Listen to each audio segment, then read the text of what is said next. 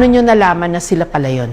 Lately na lang din ma'am, nakita namin sa TV na sila pala yung investigator doon ma'am. Na isa sa mga iniskortan nyo, Yes ma'am. nagpunta rito. Yes ma'am. Ano ba yung mga ginawa nila rito? December 2023 na ocular muna sila ma'am eh. Inikot muna nila yung buong Manila eh. Then nakipag-meeting sila kay ST po.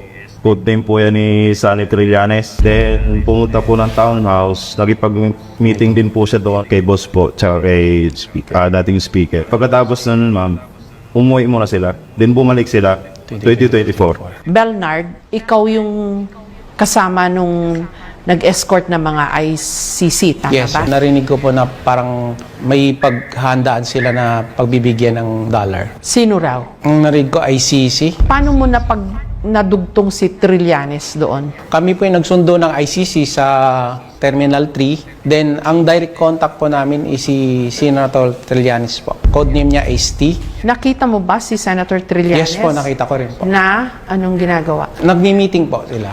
Ka-meeting yung... ICC. Ngayon, paano mo napagtanto na yung pera na pinalit nyo from pesos to dollars napunta sa ICC? Ayun po yung pagkakarinig ko sa executive ni boss, si Paul. Dumaan ba yun kay ST?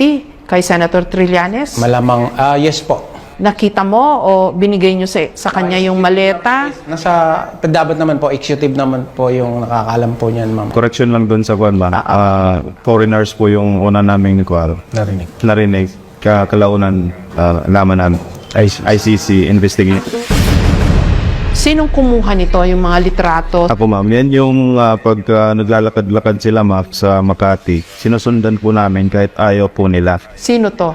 Yung mga investigator po yan. Nang? ICC members po. Kalaunan ma'am, nakuha na lang namin ma'am na parang siguro ICC to kasi yung mga iniimbestiga din nila ma'am na mga witness ma'am AJK. sa AGK. Trillanes, as far as they are concerned, nakita lang nila sa meetings, tama po? Hindi lamang po yun. Nakita rin nila, nabibigyan siya ng pera, nadedeliveran siya ng pera.